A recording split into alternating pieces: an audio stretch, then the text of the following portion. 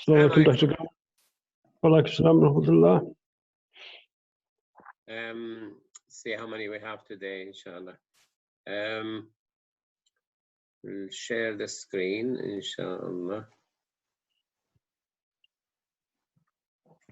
This is, by the way, assalamu alaikum. This is how usually teachers teach in Islamic, in the mosque. They take a book and they go line by line to teach. And when you finish the book, the teacher will sign that you've been through the book with the teacher, so you don't miss anything. So we have Mahmoud Sarwar, mashallah. If you unmute yourself so you could speak, try not to mute yourself. If you have any questions through the teaching, I usually stop, but if you have, you can always pressing question, you can always raise your hand and ask me. Yeah, before we start, let me ask you a question based on something that you said yesterday. Wudu, you said you don't have to take your socks off. Does that apply if you're at home or in a situation where... If you're at home, you cover for 24 hours. Providing you had wudu, when you put your socks, you already have wudu. So what I do in the morning, I have shower, have wudu, put my socks on, put my shoes, go to work. For lunchtime and afternoon prayer and Maghrib prayer and Isha prayer, I can wipe over my socks and the Fajr next morning. If I put my socks before Fajr, then it starts Fajr, Zuhr, Asr, Maghrib, Isha. So it's 24 hours. And it does really help at work. And traveling stretch for 3 days. And we did actually need 3 days. So we did need 3 days on other occasions. So I thought this was specifically for work. If you're at home, then you should. No, you can do it. It's good if you could do it at home, yeah. Yeah, at home as well, because sometimes you don't. Especially, I put shoes on above my ankle, my shoes, so I can wipe my shoes. So we are now. We are in number 66. From 65, we didn't cover obey those in charge of the country, obey the leaders, and give good advice to the Muslims. So part of our Aqeedah, our belief, is we do good advice to Muslims. Number 66. ونرى مفارقة كل داعية إلى بدعة. We keep ourselves clear from those who invite people to innovation. Innovation in Islam is anything brought into Islam which is not in keeping with the teaching of Islam. Now, this innovation taken to the extreme by especially the Wahhabi. So in the hadith, من أحدث في أمرنا ما ليس منه. منه, I'm writing now. Can you see this? Yeah, I can see this. Minhu, it's means in English, of its type.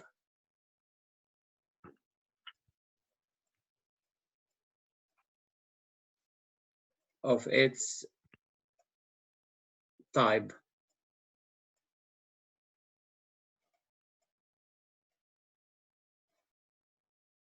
And I'm writing it because it's really important. The Wahhabi and those who exaggerate with bid'ah, they take it like fihi. Malisa fihi. Fihi, it's in inside, it's the text there. There's a text on it.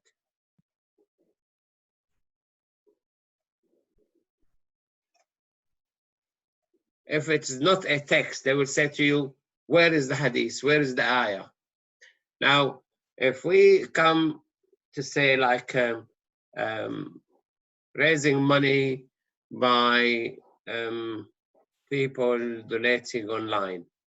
The time of Sahaba and the Prophet, there were nothing, sallallahu alaihi wasallam, there were nothing called line, online, bank transfer, nothing like this. So is this raising money charity online is innovation, bid'ah, or part of Islam? Now, minhu means of its type, raising money in a way that you get money for the poor. So it is permissible. The one who exaggerates, like the Wahhabi usually, they say, oh, there's no hadith in the Quran or in the hadith books to say you can raise money online. When we do tasbih, you know, misbaha, we carry misbaha. You know what I mean? Yes. You carry misbaha. I'll bring it to you.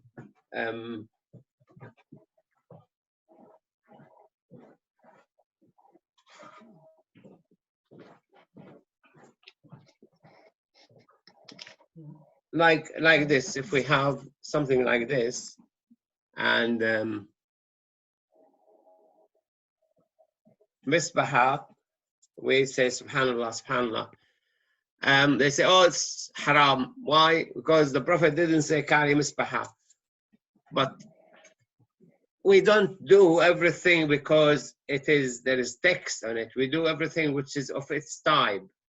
So if that misbaha would allow me to count 33 times subhanallah up to here, then what's wrong with that? So the majority of the Muslim scholars say there's no harm in that. Helps you to know you counted 33 times. Because the Prophet ﷺ said, say subhanallah 33 times. If you make it 35 times, it's innovation. You created bid'ah because you're changing the number. There's a stated number. If Allah Azza wa Jalla say fast the month of Ramadan and it is 29 or 30 days, just let me finish it. You can't make it 19 days like the what's called Baha'i did. You cannot make Ramadan 35 days. It has to be the 29 or 30 days. Sorry, brother, I'm asking. Ahmed. Yeah, I was going to say, so yeah. So the number has to be 30. You know, when you say after your prayer, subhanallah, subhanallah. Yeah, when there is a number, 33 times. You have to stick to the number. You have to stick to the number. Yeah, if there is number. If the Prophet said, Allah said, fast, if you do something, break a wajib in Hajj, like you cover your hair, because, you know, you needed that, and you slaughter a sheep, or you fast 10 days, and Allah said, سبعة بالحج, 7 days in Hajj, ثلاثة بالحج وسبعة إذا رجعتم. 3 days in Hajj and 7 days when you go back home. It's تلك عشرة كاملة, that's 10. You cannot make it 11 and you cannot make it 9 because there is a stated number. There's a number which is given just to give you an imagination. Like Allah Azza wa Jalla said, if the sea is made ink and all the trees made pens, and you bring 7 more seas to write down the words of Allah, the seas will run out of water and the words of Allah will not run out. That doesn't mean if you bring 8 seas, you will run out of the words of Allah. So that's number for make it a bit too great, too mighty. But doesn't mean that if you use 8 seas, you will run out of the words of Allah. No. So when the number is given as an example, it's not counted as a number. But if the number is stated as an order, fast 3 days in Hajj, 7 days when you go back, that's completely, you will complete 10 days, that's an order, you can't change the number. So, but they either say there is no text, or they say that the number is binding. Not always the number binding. Sometimes it is binding, sometimes it's not. So the difference between us and Wahhabi, that we take minhu, and they misinterpret minhu as fihi. There's nothing in the Sharia called fihi. It's not there. Bid'ah. If it was fihi, life will be extremely difficult because you will have to follow the text exactly as it is. And you cannot shy away from the text, which is it's wrong. There is nothing in Islam dictate everything has to be followed to the letter. That's the Jewish mentality, not Islamic mentality. So that's the difference between us and that's the difference between us and the Jew. So and that's that mentality rejected by the majority of Muslims. You cannot change minhu to fihi. Minhu of its type, fihi exactly as it is. Now we take like the Prophet ﷺ ate with his 3 fingers. Is that binding? No, it's not binding. You can eat with a fork and knife. You can eat. Some eat with the whole hand. They take the rice and make it a bowl, and then they eat it. Is that breaking the sunnah? No, it's nothing. There's nothing to do. It's because we're not bound to the era of the Prophet. We're bound by the message of the Prophet. So if it's within the spirit of the message, it's fine. If it is exactly like the message, certain things have to be exact, like the prayer, stand up, make ruku', make sujood. Some, there's flexibility. Yes, Brother Ahmed. Brother Ahmed, So that's a very interesting point that you mentioned. We should be mimicking practices of Muhammad Rasulullah, not the time concept. But so some people misunderstand that. So you were saying eating it with knife and fork. So some people will say eating it with your hand is a sunnah. Sitting on the floor and eating is a sunnah. That's not correct then. No, because the sunnah, it's a worship. The daily practice and the nature of a person, it doesn't become a sunnah. The worship part of it is a sunnah. Like the Prophet ﷺ, he liked to eat qitha. What's qitha? Yaqeen. This things, you know, on Halloween day they bring them. What's it called? The big can't remember the name. Squash or something similar. What do you call it? Yeah, pumpkins. Pumpkin, yeah. He liked my pumpkin. Is it sunnah to eat pumpkin? No, he liked it. He didn't like eating lizards. Is it haram to eat lizard? No, but he didn't like it. He said, we're not used to eat it in Mecca. I don't like it. So you know that the stick that you clean your tooth off, is it musik? What's it called? Musak. That stick that you use to clean your tooth. Miswak. Yeah. So yeah. Why This is that thing, sunnah? Miswak. I have miswak here somewhere. Miswak is the idea, is the spirit of the rules is to brush your teeth, whatever you use. That at that time they used miswak because you can easily make it like a toothbrush, because you cut the skin and you hammer the head until it's soft and become like fibers, and you use it. It has some chemicals and things, but if you have better way, if you have a battery, miswak, battery toothbrush. So it's the essence of the things. It's not the superficial things. The Jewish Orthodox, when Musa ﷺ crossed the sea, he didn't have time to make the bread level. They didn't have time to put yeast and make it mature to level the bread. So he ate bread, unleavened bread, which is like, still pastry, just heated. So it must, in the Jewish Orthodox, they must eat on the Passover unleavened bread deliberately. So to avoid having yeast in the house, they clean all the house with soap and water. And they showed us on BBC how they do clean all the cutleries and all the shelves and the sink. And so they have to have like purified, like if you're doing an operation in a theater, it has to be 100% clean. Islam not like this. Islam, Allah Azza wa Jal said, ويحل لهم الطيبات يحرم عليهم الخبائث ويرفع عنهم إصرهم. Muhammad Sallallahu Alaihi Wasallam came to remove all these restrictions they had. They had so much restrictions. And if you see the Jewish, the way they grow their hair, you must have hair dropping on both sides and things. And so this is Doctor, just on that point, do you these restrictions, were they brought on by the Jewish people themselves, or was it an order of Allah? No, they brought it on themselves. بظلم من الذين هادوا حرمنا عليهم طيبات أحلت لهم. They were insisting on making it haram and said Allah said, yeah, it's haram. Because you have been unjust. This is why Prophet Muhammad Sallallahu Alaihi Wasallam, he said, don't ask me unless I tell you. Because this is what happened to people before you. They kept nagging their prophets and they made things extremely difficult for themselves. Allah said in the Quran, يا أيها الذين آمنوا لا تسألوا عن أشياء إن تبد لكم تسؤكم. Don't ask about things.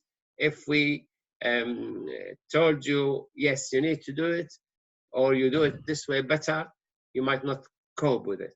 So the Prophet ﷺ was saying, إن الله فرض عليكم الحج فحجوا. Allah obliged you to do Hajj, so go to Hajj. One person said, أو كل عام يا رسول الله, every year. The Prophet ﷺ kept quiet. The guys repeated the second time and the third time. The Prophet ﷺ said, if I say yes, it will become obligatory and you cannot do it. So just, you had Hajj. It's nakira. And Hajja fa Hajju. It didn't say how many times, so it is taken as once. So this is why we have flexible religion, we have relaxed religion, came to make our life better, not hard. Allah when we talk about fasting, يريد الله بكم اليسر ولا يريد بكم العسر. Allah wants easiness for you. He doesn't want to make your life difficult. So this is, and this you know, is the difference between us and Wahhabi, who make it really hard on people. It's just they twisted the meaning of minhu. Minhu of its type, fihi in it, the text in it. So you follow the era of the Prophet, which is not correct. We follow the message of the Prophet, the spirit of the message, and everything similar in the message. So this is why the minha, minhu. Yeah, minhu, and is that part of the text, though? Is that part of the text? It's part of the hadith. The hadith about the bid'ah. من أحدث في أمرنا هذا ما ليس منه فهو بدعة. Whoever innovated into this religion was not of its type, its innovation. And they translated to English, and this is why I'm modeling mainly in an Arab. Whoever invented anything which is not in it. In it, they mean fihi. And fihi in it, which is not there, which is not there. Fihi is not there. In the hadith. It's not in the hadith. Like I met 20 years ago now, one of the Hizb al-Tahrir, and he said to me that a hadith, the Prophet said, أفضل الجهاد كلمة حق في وجه سلطان جائر. The best jihad is to say the truth in front of a tyrant leader. I said to him, by the way you twisted the words, you didn't translate Arabic correctly. 3 people went to Libya from Hizb al-Tahrir trying to tell Qaddafi not to do wrong things the way they understood the hadith, and he killed the 3 of them. The hadith, if you say the truth or the real fact in the presence of a tyrant leader. Inda means in his presence, in his palace. You don't go face to face. You're wrong. You shouldn't do this. You're against Islam, whatever. No. You go to him and say, I don't know, you better actually correct me because I understood it to be this way. Is it true this way or is it different? So he wouldn't kill you. You're putting your idea across in his presence, but you would say, I understood from my teacher, blah, blah, blah. I was told this. Correct me if I'm wrong. So the way you put it, the tyrant leader, the Prophet ﷺ said, Inda Sultan and Jair, they changed it to against Sultan and Jair. I said, look, this twist in the hadith, you made 3 people lose their life, and many people were killed because of this. Muslim brothers. You know, just on that point, I suppose the 3 people must be copying the people who went to Fir'aun. Sorry, Musa, that's it. Musa was ordered to go to Fir'aun and speak to him about his injustice. So maybe they thought they were doing this. No, they missed the ayah. Actually, Allah Azza wa Jal said, فَقُولَا لَهُ قَوْلًا لَيِّنًا لَعَلَّهُ يَذَّكَّرُ أَوْ يَخْشَى. I bring the ayah for you because it's really very important. I'll just bring the screen. I have to write it and get the ayah and then change the قَوْلًا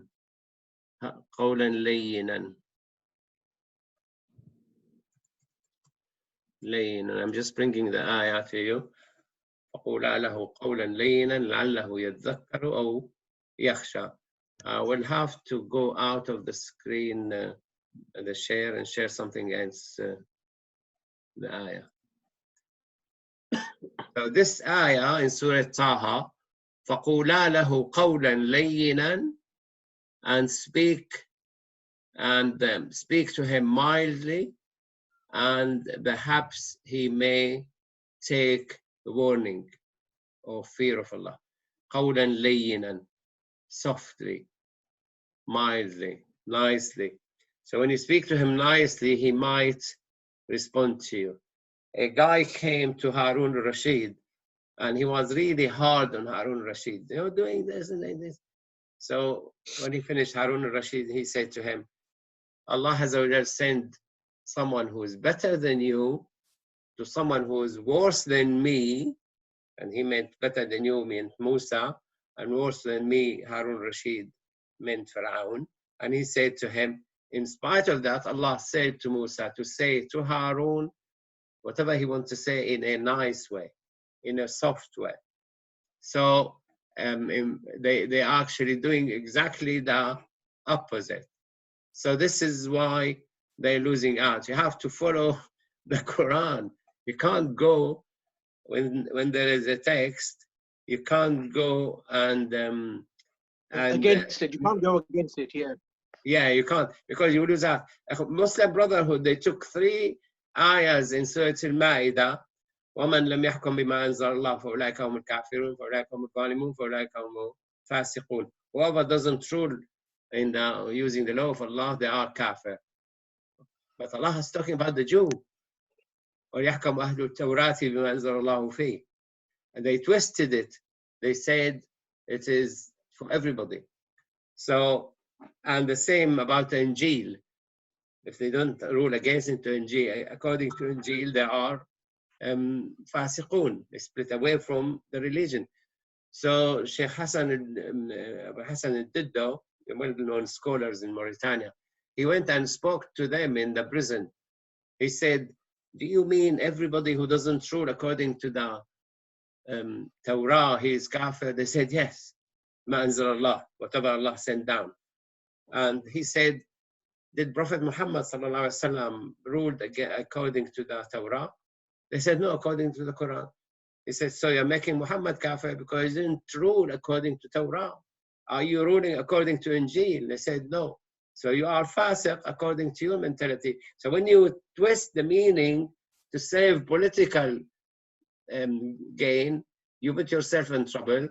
And from 1922 until now, and Muslim Brotherhood have been losing battles with leaders for twisting the meaning of these 3 ayahs in Surah Al-Ma'idah. And all their campaign based on these 3 ayahs. They must remove the leader because he's not ruling according to what Allah sent down.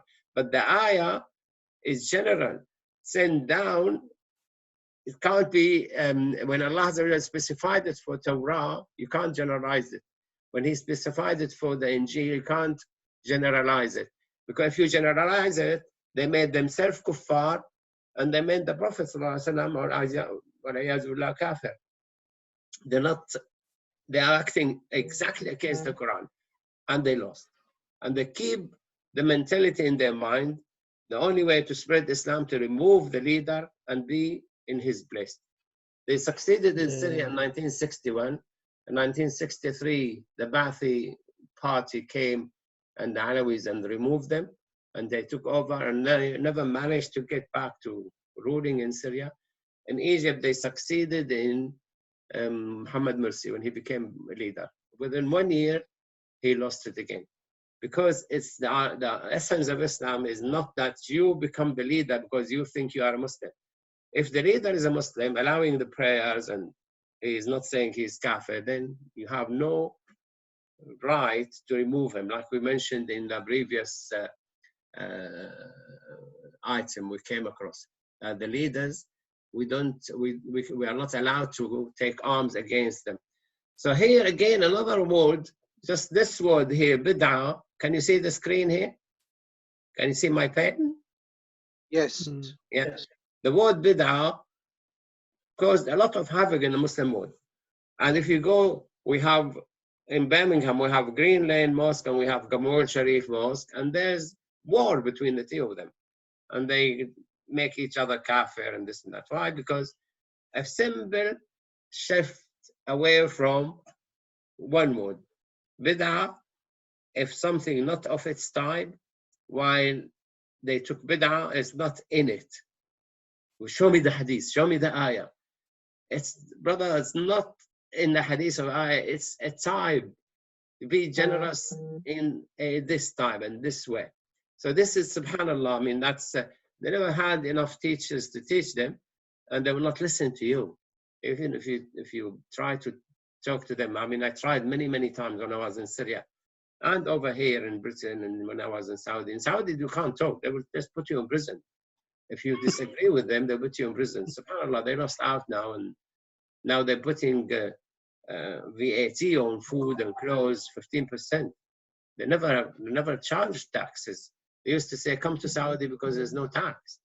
Now they're making you pay, if you have children living there, you pay 100 riyal every month for each child to remain in Saudi. Here they give you child benefit, there they take from you child benefit.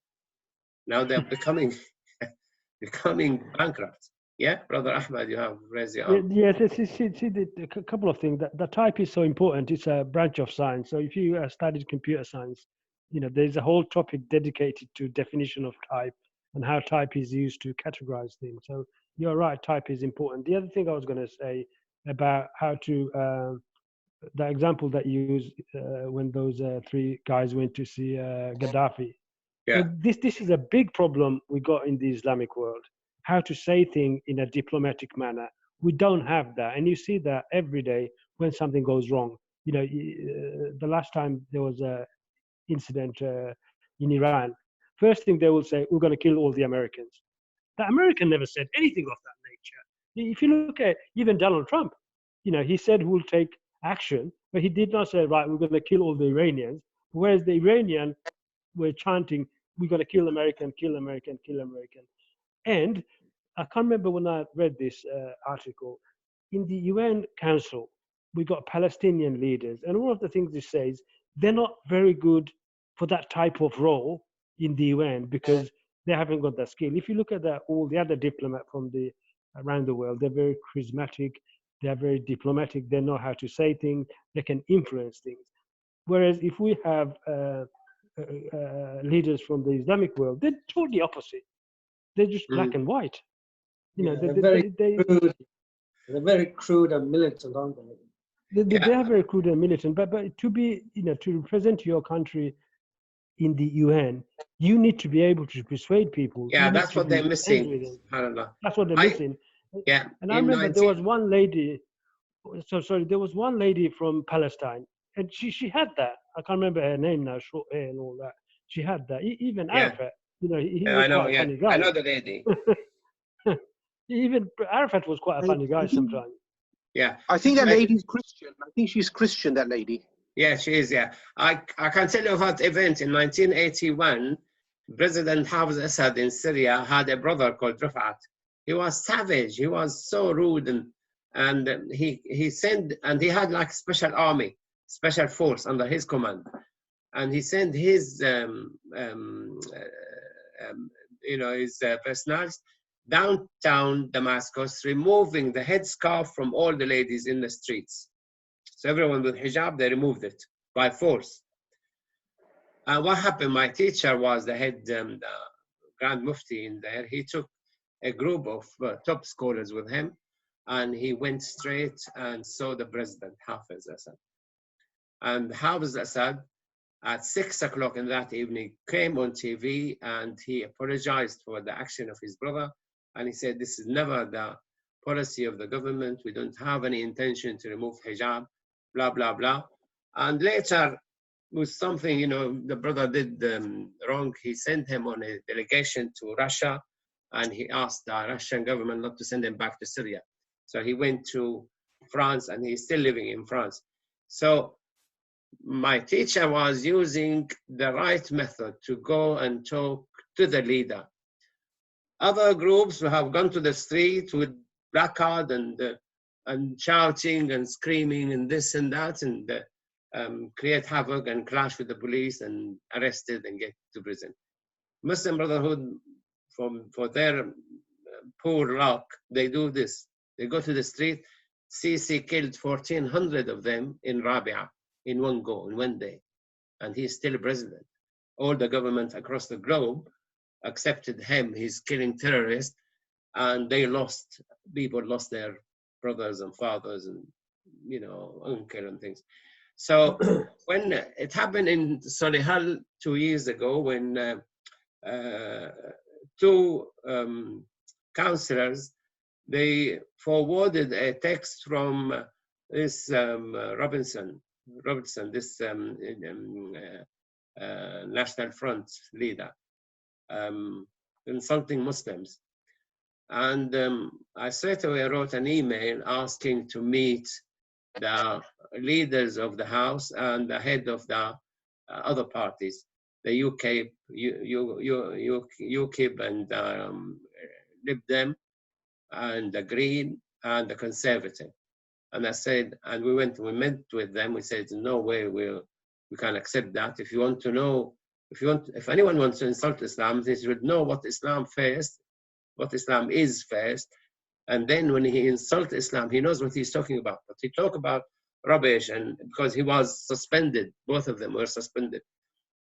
You're only harming yourself, you're losing your job, you're losing your position, and that's not good. It's not nice. So, we can tell you 5 things about Islam. One of them is political Islam. We don't get involved in that because we're not in a position to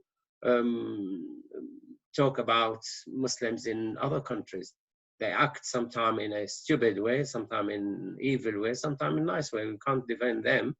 But Islam for me and my family is I worship God and I mind my own business. I'm good to my neighbors. I do my job like everybody else. I said I've been here serving the British public for 21 years in the hospital, like any other person and things.